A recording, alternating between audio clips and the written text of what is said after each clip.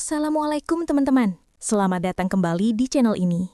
Pada kesempatan kali ini, saya ingin berbagi sebuah cerita yang sangat menginspirasi dan membuka wawasan tentang konsep keadilan rezeki Allah.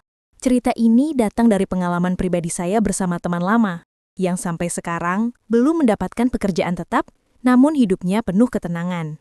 Banyak dari kita mungkin merasa cemas atau tertekan ketika hidup tidak berjalan sesuai dengan harapan, terutama dalam hal karir. Namun, teman saya mengajarkan bahwa mungkin saja rezeki Allah datang bukan berdasarkan keinginan kita, tapi kebutuhan kita. Suatu sore, saya bertemu dengan seorang teman lama saat kuliah. Sebut saja namanya Fajar. Saat itu, sudah hampir setahun sejak kami diwisuda. Dan sejauh yang saya tahu, Fajar masih belum mendapatkan pekerjaan tetap. Berbeda dengan teman-teman seangkatan lainnya yang diselimuti stres, atau saya sendiri yang terkadang merasa tertekan oleh standar karir. Fajar terlihat tenang, bahkan damai. Dia tidak menunjukkan raut wajah orang yang dilanda kecemasan finansial yang akut.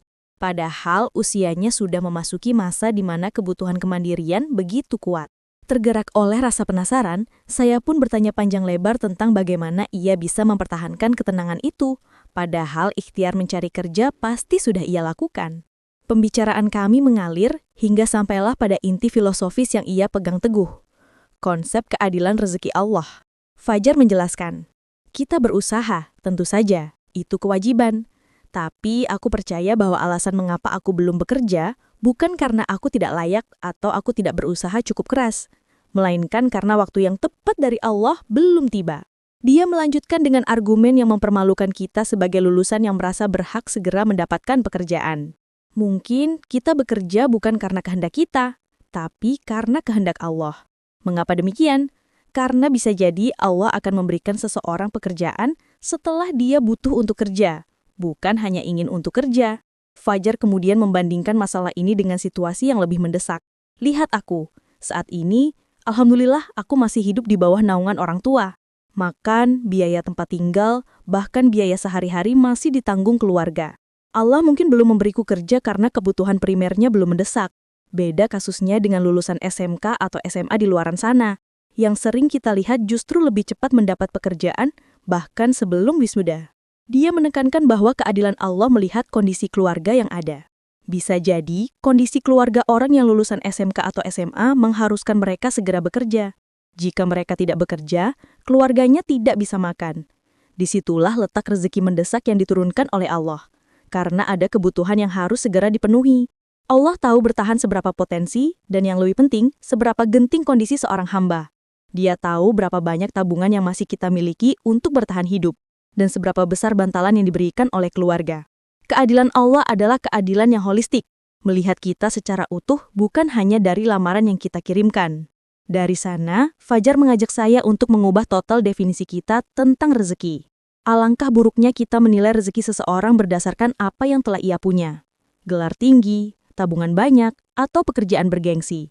Rezeki sejati itu adalah ketika kita berada di titik paling membutuhkan, lalu Allah langsung menolong kita.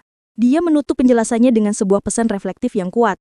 Allah tahu segalanya, tahu waktu yang paling pas, tahu seberapa besar potensi yang akan kita kelola, dan tahu kapan rezeki itu harus dikeluarkan.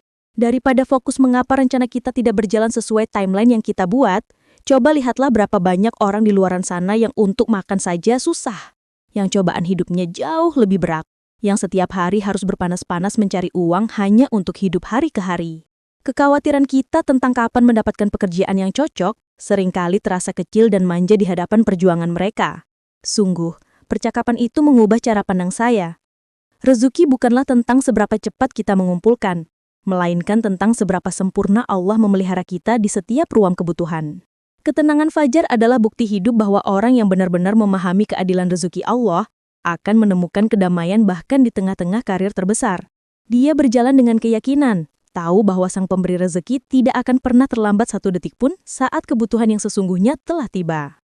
Konsep ini mengajarkan saya untuk tidak terburu-buru menilai atau merasa cemas hanya karena rezeki kita tidak datang seperti yang kita inginkan.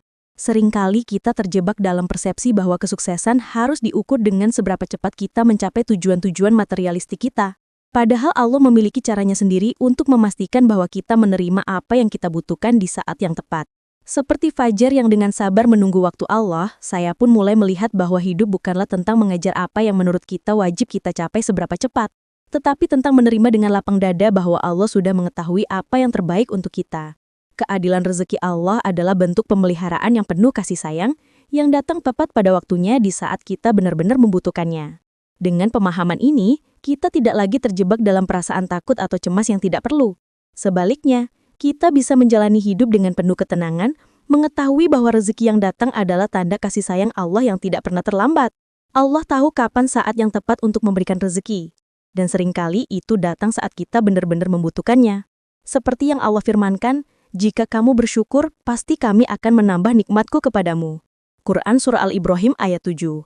Jadi, daripada fokus pada apa yang belum kita capai, mari kita syukuri apa yang sudah kita miliki dan percayalah bahwa Allah selalu memiliki rencana terbaik untuk kita. Terima kasih sudah menonton. Semoga video ini bermanfaat untuk kalian semua. Jangan lupa like, share, dan subscribe untuk konten inspiratif lainnya.